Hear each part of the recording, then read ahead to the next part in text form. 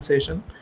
So first what we will see is what is given in the syllabus. So you can see below topics as per syllabus that is given in the purple color. There is a types and construction and working of battery coil, magnetic ignition system, then types and construction of spark plug, which is a very important thing, or the most important thing in the ignition system.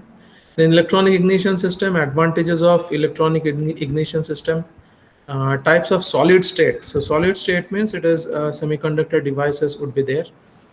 So types of solid state ignition system and their principles of operation. Then contactless electronic ignition and electronic spark timing control. So these are the topics which is proposed by the syllabus. But directly, if you are seeing the book of Denton, the topics are not aligned this way. But after I finish it as from the book of Denton, so which you can find, I think in the 8th chapter or so, you can find ignition system. So we'll be finding that what all topics are given below in the purple. So this will be covered. So what we will follow is, we will follow this topics as shown above. So first what we will see is what is the requirement of ignition system. That is the first thing we should know. So directly, instead of entering the construction as given below in the syllabus, so directly entering the construction and working of battery coil, first we should know why ignition system is required and what are the functional requirement of ignition system as far as a vehicle is concerned. Generation of high tension. So high tension means actually high voltage. So potential difference has to be created between two coils, huge amount of potential difference, and that will generate the spark. Okay, so what is the technology behind it? We will see. Spark plug is there. So we'll see what is there. So traditional ignition components. So there is one slide given to it. So what all components are used to generate the ignition. Then plug lead and ignition coil core. Electronic design. So electronic ignition here, there's a fifth topic, is directly, you can say, is the third topic of our syllabus. And inside this electronic ignition only, we will discuss about what was initial type, that is a mechanical ignition, what was the problem in that, how the electronic ignition is overcoming all those problems, and what is the problem in electronic ignition as well. So mechanical ignition, whatever problems were there, most of the things are solved in electronic ignition, but in electronic ignition also some problems are there. So that detailed study we will see in the topic number 5, what I have defined, and that is actually aligned with the third topic of the syllabus. Advantage of electronic ignition also will be discussed in this. Finally, capacitor discharge ignition. This will not be done today because electronic ignition, two types are there that we will be discussing today. Anyway, so the lecture will continue on the next day whenever it is. So we are missing one session tomorrow, that will be compensated on Thursday. So by Wednesday session 11 to 12, we will be able to finish the topic. There is a fourth topic in module 1, that is the ignition system. So I have put some star here in this slide. That means whenever stars are there, this is a very important from exam point of view, from understanding point of view. So please prepare. What we find is the fundamental purpose of ignition system. What is that? So we can find the fundamental purpose of the ignition system is to supply the spark inside the cylinder. Engine cylinder. So engine cylinder is there. It's a 4-stroke engine maybe. So inside that, whatever spark is required, that will be produced by the ignition system. So inside engine cylinder, whatever spark is there, that is produced by the ignition system. The spark, whatever is produced, what is it doing actually?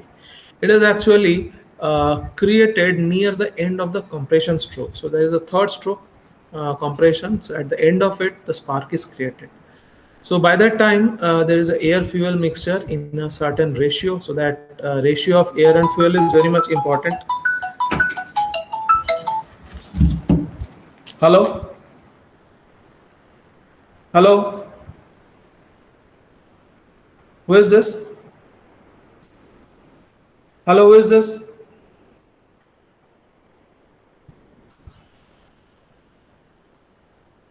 आप 12 बजे के बाद आइए, मेरा lecture चालू।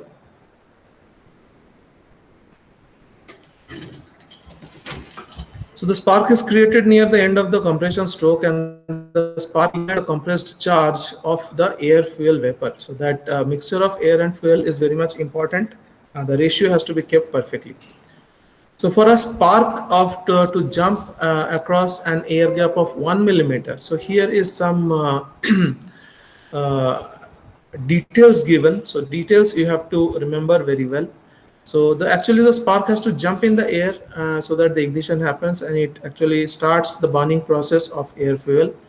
So to jump to the spark to jump in the air gap for 1 millimeter under thermal atmospheric condition of 1 bar. So these are the details which will be asked in your quiz short question. So remember this.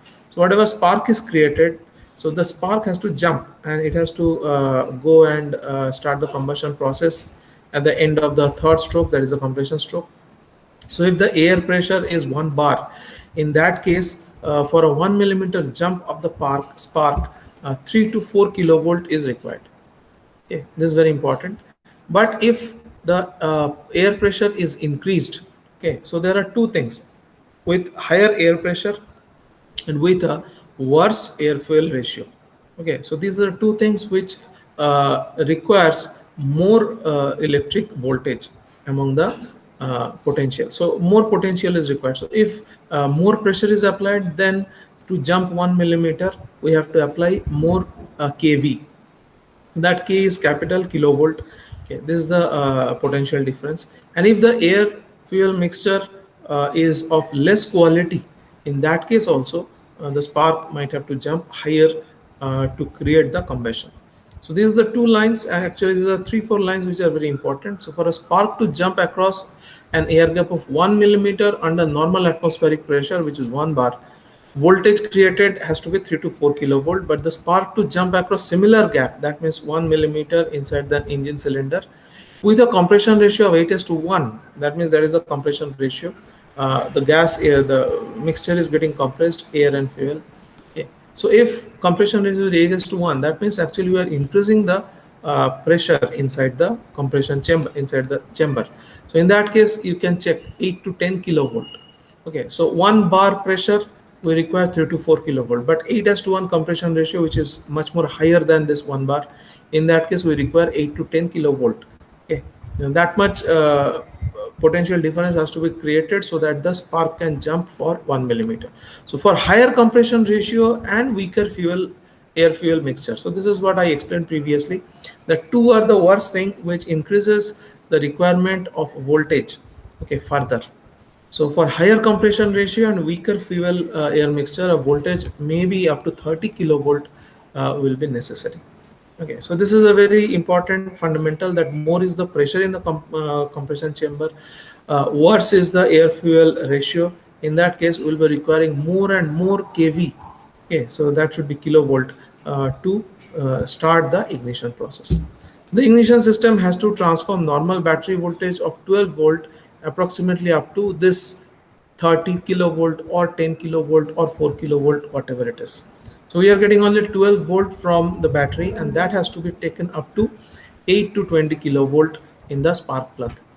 In addition, it has to deliver this high voltage to the right cylinder at the right time. So every line in this slide is very much important. Okay, every line. So the voltage has to be generated, it has to be stepped up. So there is a transformer action, we will see later on. So it has to be the 12 volt voltage has to be taken up to 8 to 20 kilovolt. Just imagine how much increment in the voltage has to be done by transformer action. Okay, so as voltage is increasing, obviously the current will be reduced by that amount of time, that many times actually. So in addition, it has to deliver high voltage to the right cylinder at the right time. So at the right place, at the right time, right voltage. So too many things has to fall into a perfect place. Then only the combustion will happen, and the ignition will happen, and the car will start moving. So some ignition systems will supply up to 40 kilovolt to the spark plug. We will see what is the construction of a spark plug. So basic is a transformer, and after that it will take this voltage and will generate the spark, and the spark will start the combustion process, and the car will start moving. So every line in this slide is very much important. So last two lines, in addition, it has to deliver high voltage to the right cylinder at the right time. Okay, so there is a delay calculation, how to exactly what is the timing for the combustion to happen. There's a big calculation. There are many discussion on that. And some ignition system will have to supply maybe up to 40 kilovolt in the spark plug for that spark to jump. So conventional ignition is the front runner among the electronically advanced system. So conventional type of ignition system, we will see what is that. The fundamental operation of most ignition system is very similar. So there are many types of ignition: mechanical, electronic, solid state. There are whole type of things. So different types are there. But what job it does is kind of the same. One winding of a coil is switched on and off, causing high voltage to be induced in a second winding. So we do a kind of a transformer action here. So there are two coils, one is primary, another is secondary. So this part you have to understand very well. And we create a rate of change of current in the primary coil. So just by on off, on off, on off. So even if it's a DC supply, which is given from the battery to the primary coil, but whenever we are doing it on off, on off, on off of that supply in the primary with some frequency, okay, this DC actually looks like a AC or chopped DC. Okay, so one winding of a coil, that is a primary coil, we give supply to that 12 volt DC, and we are switching it on, switching it off, switching it on, switching it off very frequently. So this rate of change of voltage in the primary, as per as Faraday's law of electromagnetic induction, will induce some EMF in the secondary coil. And if the turns ratio of the primary is less and turns ratio of the secondary is very high, so at primary we are giving 12 volt and maybe we are keeping 1000 times or 2000 times turns ratio between primary and secondary. In that case, the secondary voltage will be very high, and that will go to that 20 kilovolt or something. Okay, so one winding of a coil is switched on and off, causing a high voltage to be induced in the secondary winding. So that is as far as Faraday's law of electromagnetic induction. So a coil ignition system is composed of various components and sub-assemblies. So we'll see what are the different sub-assemblies in the ignition system. So there is spark plug, there is ECU, there will be distributor, the ignition key is there, then there will be other systems also. Okay, so we'll be checking that. So the actual design and construction of the coil ignition depends mainly on engine with which the system is to be used. So different engines, different air fuel ratio, different techniques, and we are having different types of ignition process. But whatever it is, the design of an ignition process, some factors has to be decided, some factors has to be kept into mind. So this, whatever is shown towards below of the slide, is very much important. So these are 7 or 8 points you should be able to discuss and you should be able to understand. So what are the factors that is guiding the design of ignition system for any vehicle? So first thing is combustion chamber design. 2-stroke, 4-stroke and other things. So for 4-stroke it is the third cycle, that is a compression cycle. For 2-stroke it is different. So combustion chamber design and engine combustion temperature, that is very important, at which the ignition has to occur. Engine speed range, engine load, air fuel ratio, one of the most important factor of ignition to happen. Otherwise the spark will go west if you are generating the spark early, before the air fuel is properly compressed. You have generated the spark early and that will not ignite the fuel and combustion will not take place. Okay, so intended use, what is exactly the use of the engine or the vehicle for which ignition is being designed. And last is emission regulations. So this is not in your syllabus, but you can check the book of Denton. There are different times you are doing the ignition. Whatever is the output from the engine, or combusted or different gases, okay, that thing changes. So there is a graph, very important graph given, difference in ignition time, and the fuel produced will be exhaust produced will be having different composition. Okay, so emission regulations. So this is very important. If any, so NOx, SOx, and all those things, gases, hydrocarbons are produced at the output of the exhaust. So the ignition has to be proper. Otherwise, some gases which are not wanted, okay, that will be exhausted, and that will create problem for the vehicle owner as far as emission regulation is concerned. So these two slides are very important, and the 7 points which are given below, that is what are the design considerations for a ignition system. This you have to remember and just produce in the exam if asked.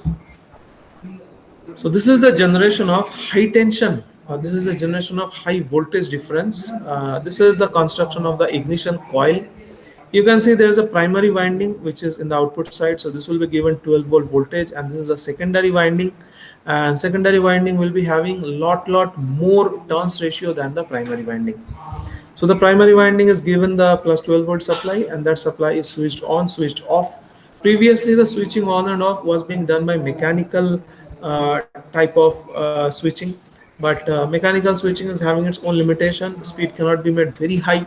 Okay, but that's why we could not go to very high kV by using mechanical system. But later on, we have switched to electronic systems. So there are different MOS and other technologies which can create the switching very fast. And with that kind of switching, now very high voltage can be produced in the high tension. So this is actually the ignition coil. This structure, whatever you can draw in the exam. So this might be asked. So main thing is high tension connection or inside the wire spring contact. So this is the point from which the high tension is produced, and this goes in the next unit. So what is the next unit? We will be saying very shortly. The whole ignition system block diagram is represented. There is a case. This is mounting bracket, so through which it is fitted mechanical thing. So metal plate packaging, but primary and secondary winding, these two are the main thing. Okay, so compound sealing insulator. So at the center there is the iron core, and this is actually laminated to reduce the eddy current loss. Okay, so this is the transformer core, you can say, and this is a primary winding which is carrying 12-volt, and there's a secondary winding which is actually producing that very high 20 kilovolt voltage. Obviously the current reduces by the same amount, and the power in the primary and secondary, theoretically they should be same.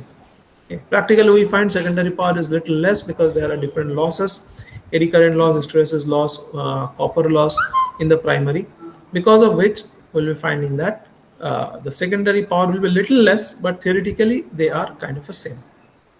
So let us find what is transformer principle of the ignition coil. So if two coils, primary and secondary, are wound on the same iron core, so this iron core is laminated, then any change in the magnetism in the primary coil would induce EMF in the secondary coil. Okay. To create secondary voltage, so this is very important. Current is switched on and switched off. Why switch on and switch off? Because the secondary voltage is the result of Faraday's law of electromagnetic induction, which is mentioned here. Rate of change of voltage in the primary coil induces secondary EMF as per Faraday's law of electromagnetic induction. So Faraday's law of electromagnetic induction requires AC supply in the primary, but we are giving the supply from battery, which is 12-volt DC constant. There is no frequency. Okay. So by switching on, we are creating that AC in the primary from the DC. So that's why it is called as a chopped DC. Okay, on off, on off, on off. There's a chopping and switching off or switching on is occurring in the primary, and that is creating some kind of EMF, or that is inducing rather some kind of EMF in the secondary. Okay. And that secondary EMF is kind of the output of the ignition coil, which is 20 kilovolt or so. So this red line is very much important. So to create secondary voltage, current is switched on and switched off in the primary. Rate of change of voltage in the primary coil induces secondary EMF as per Faraday's law of electromagnetic induction in the secondary coil. If the number of turns of wire on the secondary coil is much more than the primary, then higher voltage will get induced in the secondary coil, and it would work as a step up transformer. Okay. But the current in the secondary coil will get reduced at the same time. So that 12-volt supply, if you are supplying at the 2 ampere, let's say, I'm just giving an example. So primary voltage is 12-volt, primary current is 2 ampere. So secondary voltage is 20 kilovolt. So how much is the turns ratio? 20 kilovolt divided by 12. It's huge. Okay. But the current at the secondary will reduce at the same time by that much amount. So whatever is the step up voltage ratio in the secondary, that much will be the step down current ratio in the secondary. Okay, but the current in the secondary coil will get reduced at the same ratio. Electrical power in both the coils are same theoretically. So theoretically, primary V into I will be equal to secondary V into I. So primary and secondary power will be same. So these are the value of this mutually induced voltage in the secondary coil. So this is very important point. So this slide is also very important. The diagram, the theory, the conditions, that is this the conditions. The value of this mutually induced voltage depends upon number one, current amplitude in the primary coil. So I told you 12 volt and let's say 2 ampere. So that 2 ampere is very important. The turns ratio between the primary and secondary. If the secondary turns ratio is 10 times higher, that means secondary voltage will be 10 times higher. Okay. The speed at which the magnetism changes among the coil. That means the frequency at which the DC is switched on and off in the primary. So primary current, primary voltage, and primary switching frequency. These are the three very important things in the primary side, which will determine how much is the induced voltage in the secondary coil. The two windings. So this is the central part. This is actually a laminated iron core to concentrate the magnetism. And why laminated iron core? Because laminated core will reduce the eddy current. Otherwise, that eddy current flowing through a solid iron core will generate the eddy current loss, and that will heat up the core unnecessarily, and that will reduce the efficiency of the overall transformer.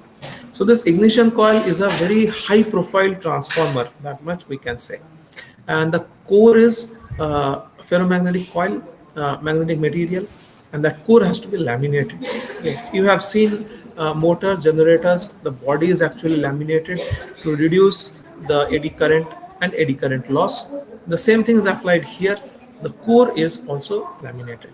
Some coils are oil filled to assist with cooling. Okay, so oil is being filled to disperse the heat whatever is produced due to the transformer action. So there are a lot of losses inside the transformer which happens in copper loss, eddy current loss, hysteresis loss. They produce heat unnecessarily. There are a lot of coils, they are continuously producing heat, primary coil, secondary coil. That heat has to be dispersed, and that dispersion happens by means of cooler or coolant oil. Okay, so the oil sometimes are filled to assist the cooling. So this slide is very important. Prepare this question thoroughly. Traditional ignition system. So traditional ignition system components. So 9 different components are explained here. This you can get in the book of Denton. So some of the important things I'll be explaining, remaining you can prepare. So spark plug is the most important thing. So previous thing we have seen what is the ignition coil, and spark plug is the final element. So what all things? So ignition coil is starting. So by switching on the ignition with a key, we are actually triggering the ignition coil.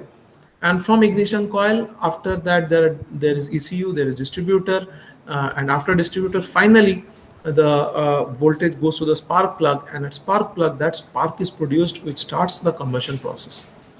Spark plug actually it seals electrodes for the spark to jump across the cylinder. So must withstand very high voltage, pressure and temperature. So this is actually working in a huge pressure cooker kind of a situation. So pressure is very high, temperature is very high, it's inside the combustion engine.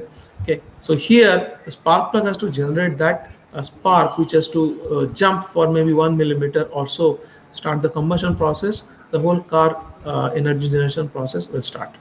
Then there comes the ignition coil. So we have seen what is the ignition coil. So it stores energy in the form of magnetism and delivers it to the distributor via the HT head. So where is the distributor? We will see. Consists of primary and secondary winding. So in the previous slide only we have seen what is the ignition coil. So ignition coil is the starting part, spark plug is the end part. Ignition switch. So whenever we are starting the switch of putting the key in the car, so there is starter, there is ignition. Starter function we have seen last day. Yeah, what does ignition switch does? It provides the driver control of the ignition system, also used to cause the starter to crank. So the starting process is initiated. Contact breaker, so it breaks the points, switches the primary ignition circuit on and off. Okay, so here is that frequency generated from DC. To charge and discharge the coil, primary coil, the contacts are operated by a rotating cam inside the distributor. So there is a pulse generator which is there in the distributor. We will see. Okay, that is also generating pulse, and inside the distributor, they are saying the contacts are operated by a rotating cam in the distributor. Capacitor or condenser, what is the job of it? So suppresses most of the arcing as the contact breakers open. Okay, so whenever the contact breakers open, arc is created because there is a sudden change in voltage and so. Okay, so it creates a spark, but this capacitor or condenser, generally what we know is capacitor does not allow sudden change in voltage. Okay, so whatever spark and all these things are supposed to be created, if we keep a capacitor or condenser, that fast change in voltage is made subdued, and that actually suppresses the arcing inside the contact breakers. So it allows more rapid break of primary current and hence more rapid collapse of coil magnetism, which produces a higher voltage output. So this is mainly a capacitor condenser. Mainly it's making the rate of change of voltage little subdued, and that will make arcing less. Okay.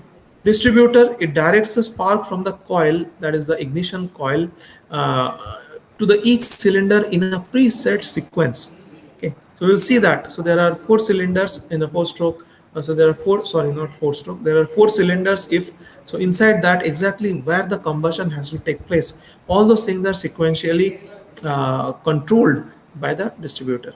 So there is plug lead. It is thickly insulated wire to connect the spark from the distributor to the plugs. So this is taking the spark ahead. Centrifugal advance. So it changes the ignition timing with the engine speed. So there is a delay control. There is an advance control. So it is just nothing but the timing control of the spark. So centrifugal advance, it changes the ignition timing with the engine speed. As speed increases, the timing is advanced.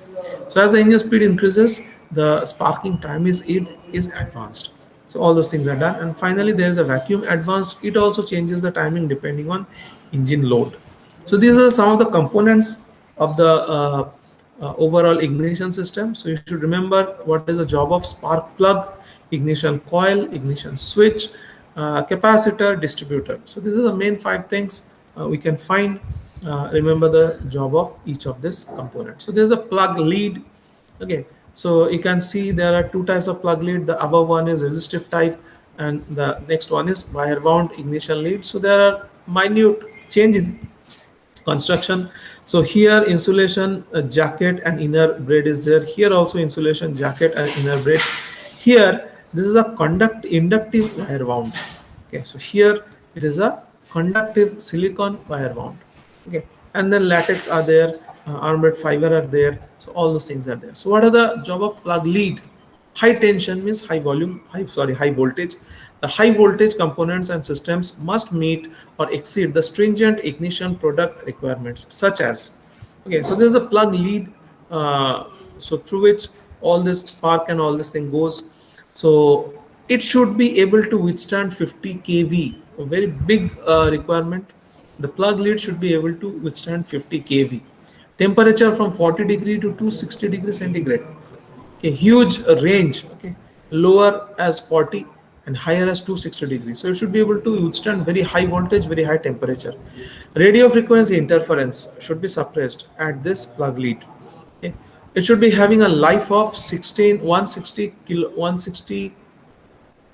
or 1,60,000 kilometer. It's almost 1 lakh mile, okay, for product life. So this is as car is running, there is some wear and tear of the plug leads and other thing, but for almost 1 lakh mile the plug lead should bear the mechanical wear and tear or vibrations or whatever. Resistance to ozone, corona and fluids. So corrosion and other thing should not happen. So corona means creation of very high discharge kind of a thing. So it creates some light, and 10 year of durability. So these are the plug lead characteristics. The cable, so whatever cable are shown here, either resistive type or wire wound type. So this cable is actually carrying the spark actually ahead, or this is the phase, okay, of the generation of that spark. The cable products offer metallic and non-metallic core, including composite, high temperature, resistive and wire wound inductive cores. So the top one is resistive, bottom one is inductive core. Conductor construction includes copper, stainless steel, Del core, CHT and wire wound. Jacketing material include organic and inorganic compounds such as CPE, EPDM and silicon, etc. And finally, the figures in the left shows the construction of these leads. So this is just for your knowledge. These two things you should remember. That is, how much is the temperature it has to withstand, how much is the voltage it has to withstand. Okay, this is what you have to check. Ignition coil core. So this is another part of the overall ignition system. So most ignition coil cores are made of laminated iron. Again, the laminated iron means to reduce the eddy current loss. The iron is ideal as it is easily magnetized and demagnetized. Okay. The laminations reduce efficiency due to the heating effect. So I told you that if solid iron core we are using in the ignition coil, in that case the core, iron core, or the between the primary and secondary, there has to be an iron core for the transformer action to happen. So that iron core, if not laminated, a lot of eddy current will be produced. So that eddy means actually whirlpool kind of a thing. So in a circular fashion, the currents are produced, and that will actually unnecessarily heat up the core or the centralized metallic material in the transformer, and there will be inefficiency. That means efficiency will reduce. Another thing. So if thinner laminations or sheets are used, better the performance, and they are actually attached with each other by means of adhesive. So between two laminations, metallic laminations, there is a metallic adhesive. Okay, that adhesive also breaks the path of eddy current from one lamination to the other. So very thin metallic lamination is used, and core is made up of that. Powder metal is now used as coil cores. This reduces eddy current to the minimum, but the density of the magnetism is decreased. So powder metal, so the column of the core can be filled with powder metal. Okay, so there will be no eddy current, but in that case, the transforming ratio, the how much power will be transformed from the primary to secondary, that will reduce with metal substance at the core. Overall, however, this produces a more efficient and higher output ignition coil. Developments are continuing, and the flux density problem is about to be solved, giving rise to even more efficient components. So main thing is we have to increase the voltage in the secondary. So coil in the secondary should be much higher than the primary, and there should not be much of loss, that is eddy current loss, in the core of the transformer. So now we are coming to the electronic ignition. So as per your syllabus, this is a very important thing. But before going to the electronic ignition, let us find out what are the disadvantages of conventional mechanical system. Okay, so the first disadvantage is mechanical limited lifetime problem is there with the contact breakers. So previously they used to use mechanical contacts. So nowadays they are using electronic contacts by switching on and off transformer action. Previously there used to be mechanical contact. So with the mechanical contact, there are two problems. One is generation of spark, another is too much of making and breaking of contact. It used to cause wear and tear. So current flow in the primary circuit must be limited to 4 ampere only. So that was a very limited current. Okay, higher current will damage the contact or would severely affect its lifetime negatively. If sometimes by mistake higher current comes, obviously the mechanical contact will go bad. So that problem is not there with electronic, because in electronic perfect regulation of current and all these things are possible, and hence it can take higher current in the primary coil also. So legislation requires stringent emission limits. So I told you that ignition at which time it is happening, when the speed is increasing, the emission timing has to be, the ignition timing has to be advanced and other thing, or delayed depending on the speed. So all those things actually causes different amount of gas emission through the exhaust. Okay, so controlling the ignition time is very important for emission control. Hence legislation requires stringent emission limits, which means the ignition timing must stay in tune for a long period of time. Okay, so little bit here and there of ignition time and emission gases will become different, and that will actually cause problem in the PUC. So weaker air fuel mixture require more energy from the spark to ensure successful ignition even at very high engine speed. So what we say is at high engine speed, this ignition is becomes comparatively easier. But if the air fuel mixture is not proper, then even the speed is high, then also the ignition will not take place properly. So these are the disadvantages of mechanical systems, mechanical ignition system. Prepare it very well for exam. And advantages of electronic ignition system, they are given below. Okay. And the disadvantage of electrical system, electronic ignition system is also given here. So at the top, first mechanical problem, then these problems could be overcome by using a solid state electronic device like power transistor.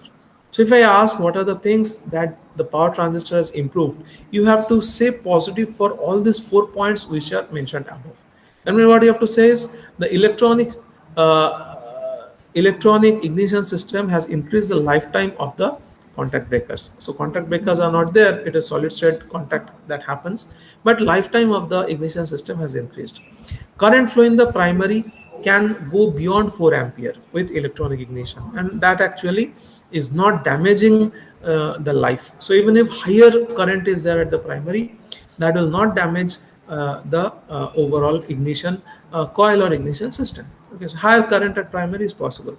Third thing, legislation requires stringent emission limits. Okay, so which means ignition timing must stay in tune. So what we have to say is, in case of electronic ignition, timing is adjusted very properly and exactly at exact time the ignition happens. That means the emission problem, generation of unwanted gases at exhaust, that does not happen with electronic system. That means perfect control of timing. And even if there is weaker air fuel mixture, the electronic system ECU is smart enough to calculate or recalculate or readjust the timing as well as the energy in the spark plug, so that with an air fuel mixture bad, then also the ignition can take place. So all these things are said here. We're saying the problems could be overcome by using a solid state electronic device like power transistor to carry out the switching function, and a pulse generator to provide the timing signal. So two things are very important in case of electronic ignition.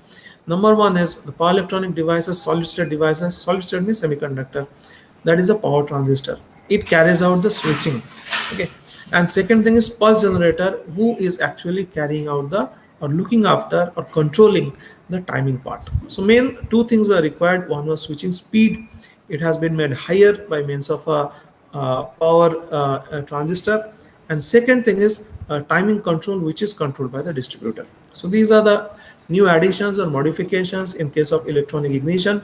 And with all this, the switching as well as the timing control are very good by means of electronic ignition system.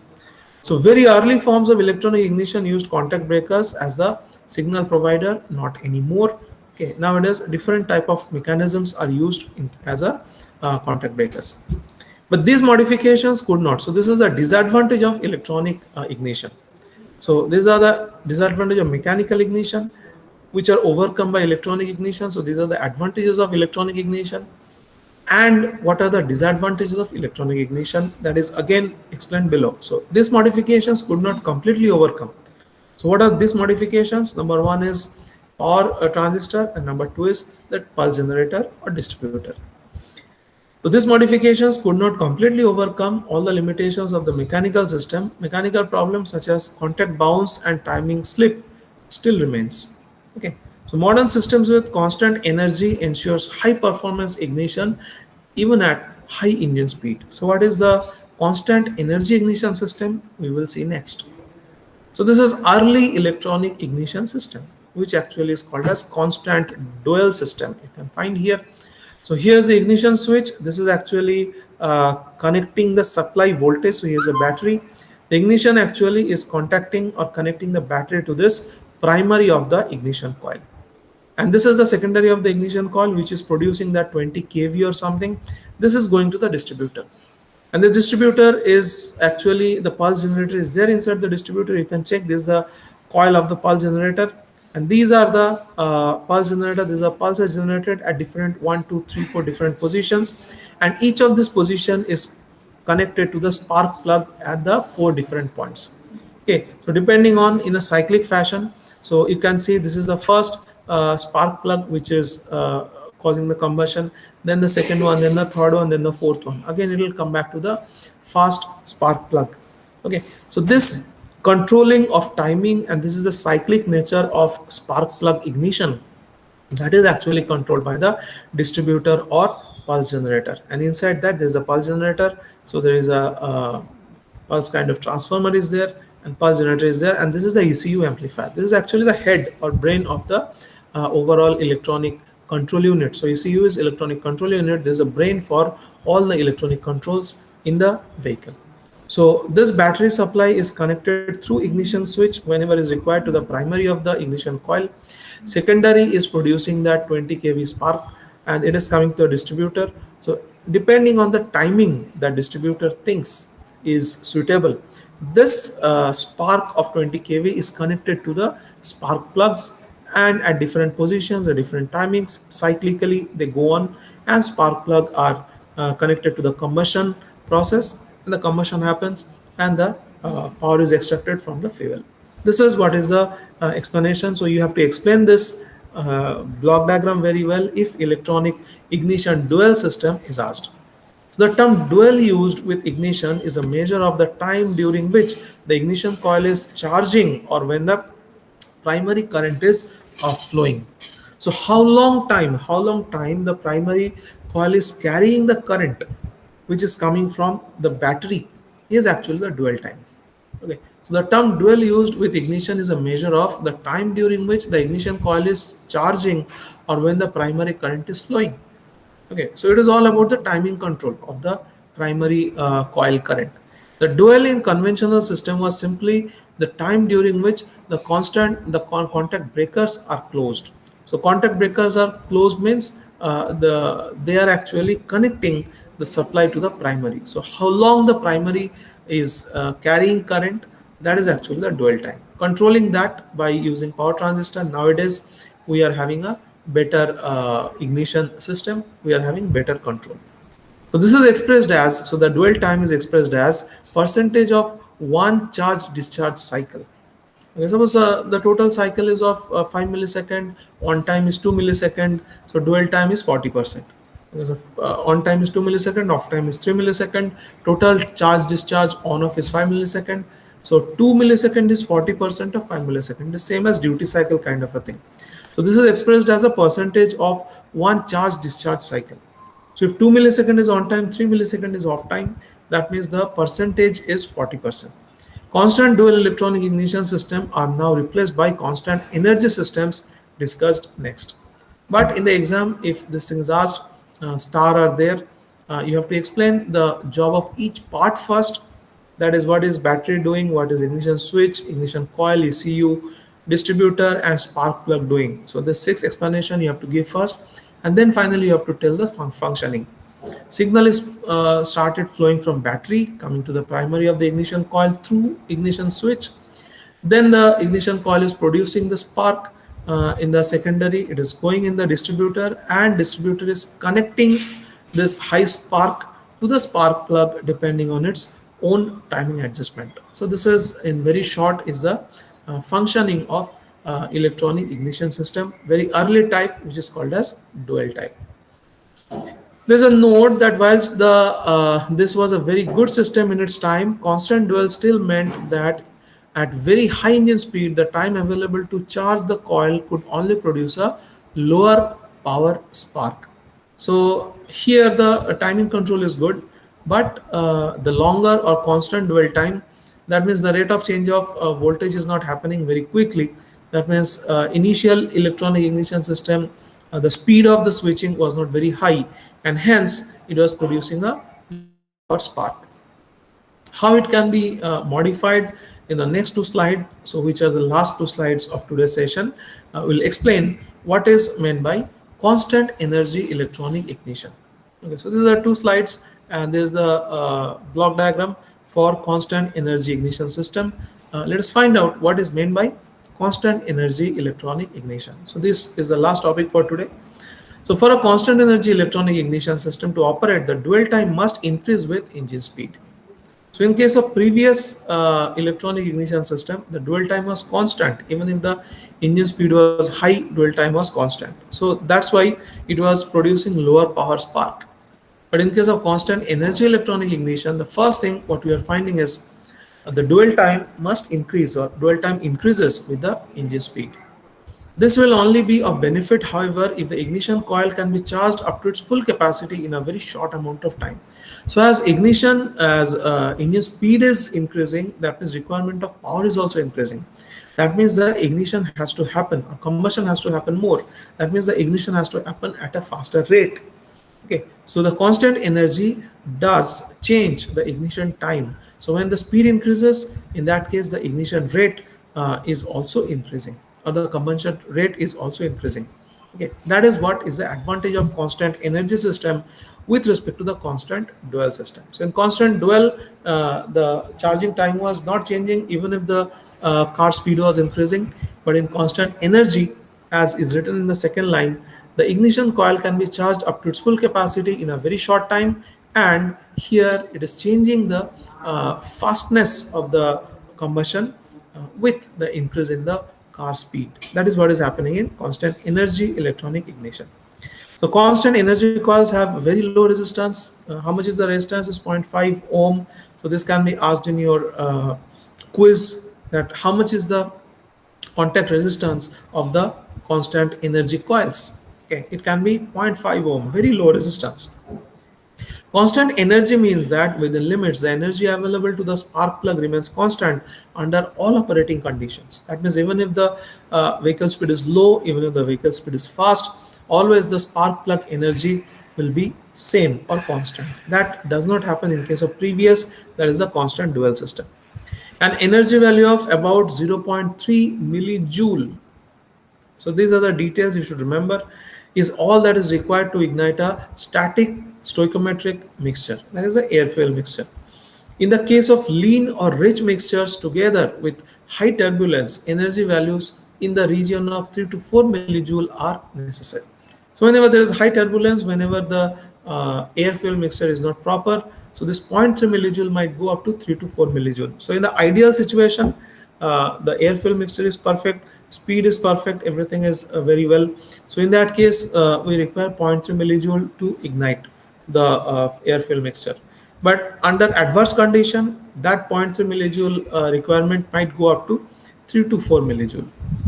So this has made constant energy ignition essential on all of today's vehicle in order to meet the expected emission and performance criteria. So the emission is also better, the power generation criteria is also better, timing also better. So whenever the engine speed is increasing, at the time rate of combustion also will increase, and the spark plug will always be having a constant energy. So these are the features of constant energy electronic ignition. You can find out there's a pulse generator, there's a pulse shaper.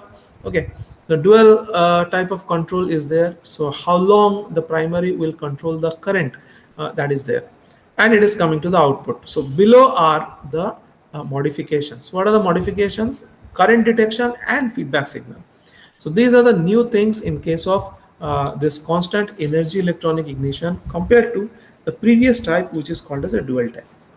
This is a constant energy ignition system block diagram. Figure above shows that for the closed loop constant energy ignition system, it's with a feedback signal. So that feedback signal is actually changing the timing of the ignition process depending on the speed. Previous case in constant dual, it was only a open loop signal. So whatever happens, primary was carrying current for a constant period of time. But in case of a constant energy, as the engine speed is increasing, the timing of the sparking, timing of the ignition is also getting faster.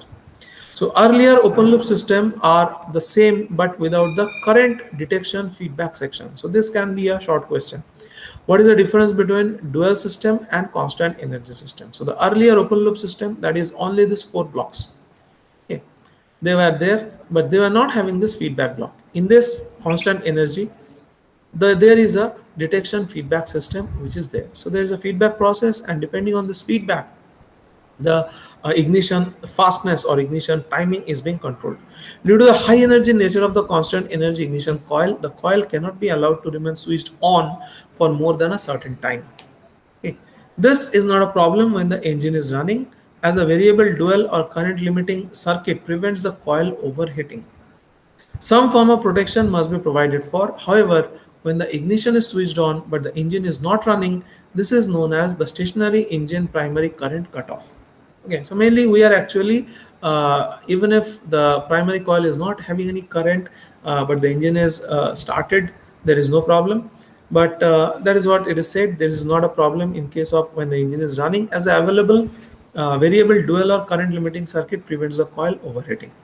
Okay, so engine is not running, so primary coil is so engine is running, current is not there in the primary, that will overheat the coil. Okay, but some form of protection must be provided, which is provided here in constant energy type when the ignition is switched on but the engine is not running. So it's a reverse case. Okay, this is known as stationary engine primary current cutoff. So this block diagram, this much explanation, and these are the features of constant energy electronic systems. With that, I finish this lecture, and this slides will be uploaded. So what all we have done in this session is we have seen what are the functional requirements of ignition system, what is actually generation of high tension, so there is a spark plug kind of a thing, traditional ignition system, traditional ignition components, so there is a list of 8-9 different components there, plug lead and ignition coil core that we have seen, and electronic ignition. There are two types we have discussed. So that electronic ignition is there, so type of solid state ignition system, this will do next day, contactless and electronic spark timing control, all these things mainly will be done on the next day. Thank you.